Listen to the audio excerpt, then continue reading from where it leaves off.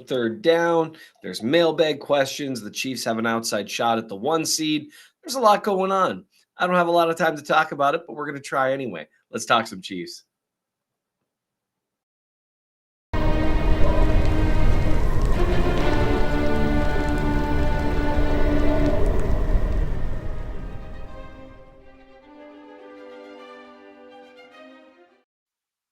Welcome to the Chief of North and RGR Football. I am Seth Kaiser, or Minnesota Chiefs fan, or the Chief of the North, or basically whatever you really want to call me. Really, I'll answer to pretty much anything these days, and they're probably all accurate. As we try to do every week here, I am going to talk a little bit about some of the things that I saw in the Chiefs' most recent game that interest me, starting and ending with Rashee Rice, because one thing that I think is not a hot take is that we didn't learn a lot about the Chiefs against the Patriots. We knew they were better than the Patriots. We knew their offense could move the ball, but gets in its own way. We knew the defense is pretty good. There's just not a lot to be learned there, but I do want to talk about Rashee Rice, third downs, and because that to me is maybe one of the stories of the season and one of the most important things happened. And I'm just getting everything in order here. One of the most important developments as the season moves along is going to be how Rashee Rice develops as a wide receiver. And not just in terms of the things that they're already asking him to do, but in terms of that expansion of his role. So that's what I want to talk about, because that role did get expanded against the Patriots, including on multiple third downs, which is what I focused on in the Chief of the North newsletter. But first, as always, we're going to start off with your mailbag questions that I have not even sort of started to utilize, started to look at or previewed, because I'm just not professional enough to really do things like that. So we're going to look at your mailbag questions. I always try to start off with those. So if you have mailbag questions that you want prioritized, you put them in the comment section below, not the live stream, but the comment section. Try to put some question marks in front of them, and I'll take a look at them, and often I'll be reading them live. So please don't trick me, because I'm very easily tricked. For those of you who watch Only Weird Games, you already knew that, though. All right. And so there is a question from Carrie Parnell saying, I've got a Kansas City starter jacket I got the same year Mahomes was born. My entire bucket list is to go to a game and have it signed by Patrick Mahomes and Travis. Is there a way to make this happen? Seth? I have no idea.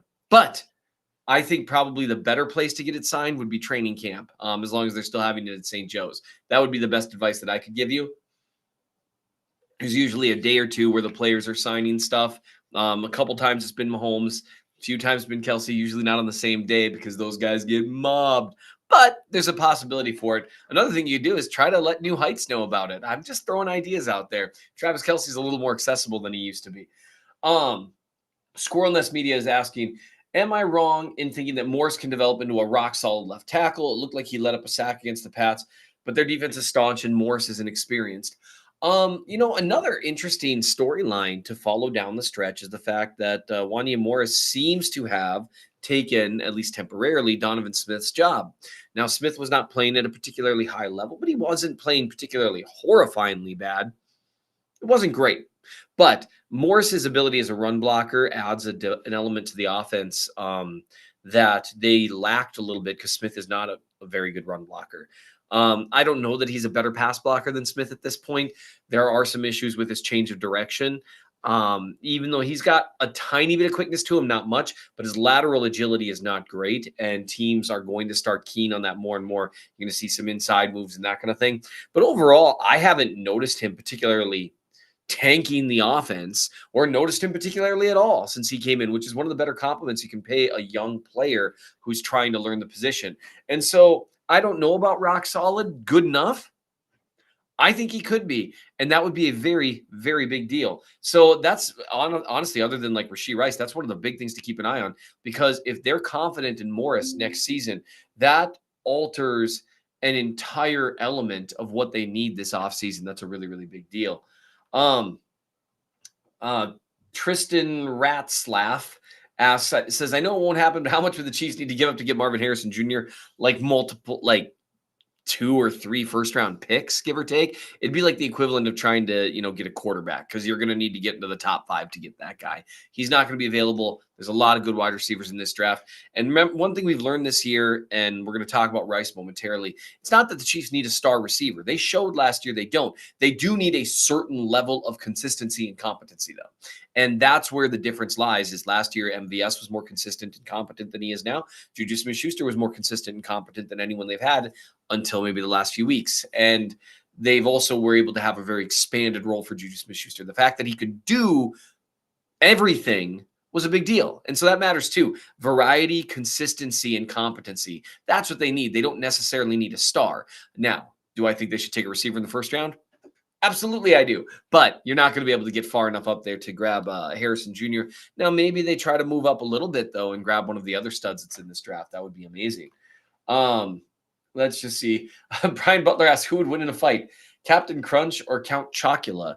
Well, I assume Count Chocula is immortal. And so as much as Captain Crunch is, a pirate, and so I assume trained in the ways of combat, there's just an incredible disadvantage for a human in a fight with a vampire. So I'm going to have to go with Count Chocula. All right. Let's talk about Rashee Rice. He's who I wrote about first on the Chief of the North newsletter. You can check it out at mncheesefan.substack.com or bit.ly/SethReallyHatesMoney. If you're looking for a gift for the Chiefs fan in your life, you can give away gift subscriptions using the $12 coupon. Just throwing it out there. I don't know where else you're going to be able to get someone a present for $12 that lasts them all year. So for the Chiefs fan in your life, consider it. That's the closest thing I'm ever going to do an advertisement. Let's talk about Rashee. His role in the Chiefs offense has slowly started to unfold. What they started off doing about 3 or 4 weeks ago was just throwing him the ball more, just doing all the same things, right? Those quick wide receiver screens were the majority of them, honestly. A few crossers here and there, stuff like that. Nothing complicated at all. One thing we've seen folded in over the last few weeks have been a couple of back shoulder throws. We've seen a few slants, a few things that take advantage of his physicality and acceleration, that sort of thing. But what we saw this last week against the Patriots, he took over 90% of the snaps, very clearly jumped into he is our first guy up role, which is great. I've been looking to see it for a while now. And they also went to him on a number of third downs. And that's the thing that I really want to talk about today that caught my attention.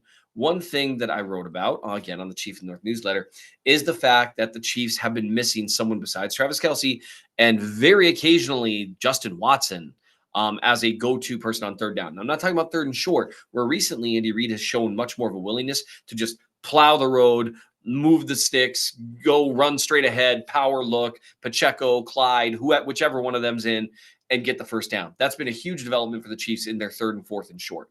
That's great to hear. But on third and long situations, they've really lacked anyone besides Kelce. And so you basically needed Kelce or a Mahomes miracle, and about every third game, a great Justin Watson throw catch, right? And that's not necessarily sustainable. Against the Patriots, before you guys get dizzy watching the same play over and over again, I'll come back to me for a little bit. Against the Patriots, Patrick Mahomes went to Rashee Rice on 3 different third down conversions, all of which were really important within the flow of the game. Something that people often don't think about in terms of third downs is the ones that get sandwiched kind of in the middle of a drive. People tend to forget about those third downs. Like, when let's say, you're facing, 3rd and 9 in the middle of the field, or you're facing, I'm just making sure I'm in the right spot here. You're 3rd and 10 from your opponent's 43-yard line, a little bit out of field goal range, or things like that. Or you're even on your side of the field. You're facing like a 3rd and 5. People tend to forget about those plays later on, but they're some of the most important plays of the game. The reason being that the difference between converting on third down or getting to a reasonable amount of yardage to where you can reasonably go for it or reasonably kick a field goal, it's the difference between keeping a drive alive and keeping alive the idea of potentially scoring or turning the ball over. Failing to convert on third down is essentially, because the next play you're going to punt the ball away, it's essentially the same thing as if a quarterback had thrown a Hail Mary-ish pass, a pass 40, 50 yards down the field that got intercepted.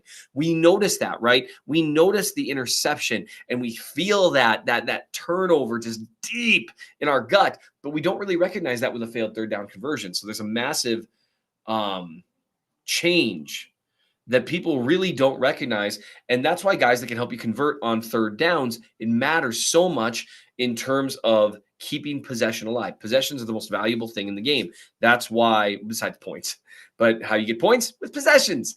That's why turnovers are such a big deal, because you maybe have somewhere between 8 to 11, maybe 12 possessions in a game. And what you do with those possessions dictate whether or not you win.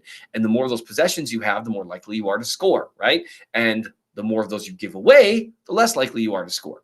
So let's fast forward, not even fast forward. Let's talk about that first third down conversion. I'm going to talk about a few of them. One in particular stood out for me with Rice. I'm going to talk about why that, and I wrote about why that in particular was so encouraging to me. So this was a 3rd and 9 conversion. That was a wildly important one near the end of the first half, where the Chiefs had the ball. They were unlikely to be able to kick a field goal. Maybe it's within Butker's range, but I really doubt it. They needed to gain yardage or convert here to even have a chance at a field goal. Instead of just gaining some yardage and kicking a field goal, though, they convert. They manage to march down the field and score a really important touchdown before the half. And again, it doesn't happen without this play. And that's why you can remember the touchdown, but without this play, the touchdown doesn't happen. And that's one way to kind of recalibrate the way that you think of the game, is understanding that those third downs, with if it weren't for this, that can't happen. And that's why those are kind of like the hidden big moments in a game. So what happened here? The announcers actually did a really good job breaking it down here, which gave us some good angles here. So Rashee Rice, he's running essentially, he's running across the middle of the field. You could call it a dig if you want, but he's got a choice on how he runs this route. So the Patriots, they're playing zone coverage here, and Rice understands that rather than moving to the middle of the field, he knows that this is an empty space, a void space, because of where the leverage of the underneath defenders is. He sits down, doesn't get impatient, and gets the first down. Huge play from a young player. And one thing that I've really appreciated about Rashee Rice from the time that really, I mean, it's all over his college film, he does show some comfort in varying the speeds of his routes and slowing down in the correct places. It's a big, big, big deal. So that's just something to keep in mind. Like, that's something that can make you a reliable target on third down when they're playing zone coverage, knowing where to stop, start, that sort of thing. That's big boy receiver stuff rather than just, yards after catch. And hey, yards after catch, wildly important. But in terms of being able to consistently contribute to a more varied offensive approach, you've got to be able to show some other traits too. It's the difference between being a wide receiver 3 or a wide receiver 2. Huge difference between those two roles. One of them is expected to be on the field constantly and contribute in a variety of situations. The other one's more of a gadget, not gadget, could be a really important role, but it's a reduced one. And the thing with Rashee Rice is we know he's great after the catch. We know that he's explosive. What is he able to do, though, before that to crank up his role to where teams can't just really clamp down on one or two things and be able to contain him? That's the thing about being varied as a wide receiver. It forces teams to mix up their approach with you and keeps them from taking away any one thing. That's why I like the idea that Tyreek Hill is just like a deep threat. It wasn't accurate. He would have been much easier to stop if he was just a deep threat. You put the safety over the top, you just never ever leave that area. But because he was a threat all over the field and with a variety of routes, that's much harder to stop without dedicating a ton of resources to and opening up targets elsewhere. The Chiefs have a guy who can win a variety of ways in Travis Kelce. Teams dedicate a lot to stop him right now because no one else has been able to make them pay. Probably, though, my most so the snap that I wanted to talk about, he also, so we'll go in kind of reverse order here. One play that kind of flew under the radar here near the end of the game, about 7 minutes left to go. You'll remember this if you were watching the game. The Chiefs convert on 3rd and 5. Now, they ended up punting here a couple minutes later, but here's why this conversion was so important. Because of a horrifyingly bad drop by Kadarius Toney that turned into a pick, and the Pats scoring a play or two later, this had become not a close game, but it was close to a close game. And with 7 minutes to go, the Patriots in possession of all three of their timeouts. The Chiefs are now facing, 3rd and 5. If they punt the ball back here, you're still, it's still 2 scores away and all that stuff, but it becomes problematic territory because you're setting up a situation where there's time for them to drive, score, get the ball back, drive, right? And that's where every second matters in these moments, whether those are seconds you're squeezing off the clock or whether those seconds you're preventing from being stopped by forcing them to call timeout. And so this conversion here essentially helped burn off another 2 or 3 minutes off the clock and really put the Patriots in a much, much worse position than they would have been had they not converted here. Here's something I really like about this about this play. It's another zone coverage situation. So Rice, his route gets jumped on as he crosses the middle of the field, but you see he gets himself he gets as far horizontal as he can get while still staying beyond the sticks. He's in the right spot. He doesn't get too far back because that would put him in a spot you can see as the throw arrives. If he drifts back too far, then there's no throwing lane there because of 23's positioning. So he creates a throwing lane for Mahomes, but he stays in a spot right where the ball can go, as opposed to getting himself carried away. That's what you want to see from a young receiver. And they ultimately convert. What I also like, this is a lot harder catch than it looked like in real time. He had to get real low. Mahomes was trying to bring the ball in hot to prevent the defender from making a play on the ball, probably a little lower than he would have preferred. You try to fire it in there low so that way this guy can't make any sort of play on the ball whatsoever. But if you look at that, that's a tough play to scoop in. And that's something that Rashee Rice has shown is strong hands, despite he's got like 6 or 7, maybe 8 drops on the season. Basically, all of those are, I'm going to get so much yards after catch, and he loses his concentration. That's something that hasn't happened in a game or two. Maybe it did happen last week, actually. But it's nice to see that the strong hands that he did show in college when he wasn't thinking about yak, it's nice to see that translate. But the biggest snap, the one that I am the most happy about, it came on a different third down that was earlier in the game. This route right here is something that I've been thinking about since the game ended. Now, this isn't a world-beating route. This isn't a terribly complicated one. But what it is a well-run, well-executed here, just to have you stop looking at that for a little bit. It's a really well-executed fake inside, selling with the head, even selling a little bit with the hips, getting your arms in on the action, and having that inside foot planted and ready to drive back to the inside. And that immediately creates some separation. So if you watch 27 as this starts, he gets caught inside, gets his momentum the wrong way, and Rice doesn't waste any steps, explodes outside, he's got a little bit of acceleration to him, and he's got a ton of separation here, and again collects a low throw, first down. This type of route right here, the ability to show that he's already learned to cut down on wasted steps, to make a strong cut outside after a fake inside, that type of route opens up your route tree. It legitimately does. The ability to run it well, and create separation against man coverage, that's the sort of thing that we've said, is Rashee Rice capable of doing this? Now, small sample size, sure. A really important one on third down, absolutely. And that's the reason why I'm so bullish on Rashee Rice right now, is I don't know if we saw this route from him or would have seen this route from him earlier in the year. It's a nice, nasty fake, sells with his entire body, and explodes back the other direction. Creating separation quickly against man coverage is something that he has not consistently shown the ability to do. I don't know if he'll ever show the consistent ability to do it, but the ability to do it with certain routes in certain spots. There are very few receivers that are high level at separating on every kind of route. There are a few of them, and those are the superstars. But most guys, it's about, even the really, really, really good players, it's about having enough of a skill set to be able to force defenders to not key on any one thing. If you're good finding space against zone, they might try to play, press man against you to see whether or not you can, handle that physicality. Rice has shown he can handle some physicality at the line. He's comfortable dealing with strength. He's comfortable getting his hands free and pushing off. He's comfortable making contested catches. Can you separate then? What if they play a little bit off so it's not a true press, but then they count on your inability to separate one direction or another and run away from them? Can you separate then? The key is not having any one way of covering you that is almost impossible for you to consistently win against without scheme.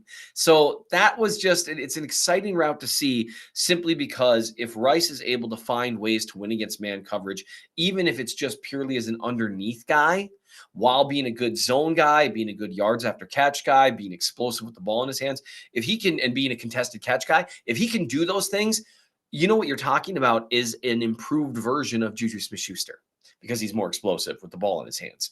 That you can be a good NFL wide receiver with a relatively narrowed skill set, just as long as it's big enough. And this was just one more little thing to file away into the interesting. He can do that. Now, can he do it consistently? I think this is probably the week, my guess at least, that you're going to see a team key more on Rashee Rice. He's had 4 weeks in a row of really high level production. Teams are going to start keen on him more. How will he handle that? And being able to win in more of a variety of ways, like with routes like this, that forces them to play you a different way. Now, can you win another way? Can you win with physicality when you're expecting quickness? And because he's not a naturally quick player, so can he run routes well enough to make up for that lack of quickness and instead rely on his explosion? Right? There are some physical tools there to be a very good route runner, but that's true of most players who make the NFL level. So, is he going to be able to weaponize those traits to take those steps forward while continuing to hone the traits he already has? So far, so good. And that's one reason why it's so interesting to talk about him. The rest of this week, I might take a look at Wanya Morris's film again, might take a look at a little bit of the defense. George Karlaftis interested me. There's so much that I want to write about and talk about. But as always, we run short of time. I appreciate everyone for watching this. Make sure to hit like, subscribe, do all the YouTube things. It just is another way of supporting Rashee Rice. I don't know if that's actually true, but it's a way of supporting Ryan, a great crew here. I appreciate you guys. Remember, it is a great to be a Chiefs fan.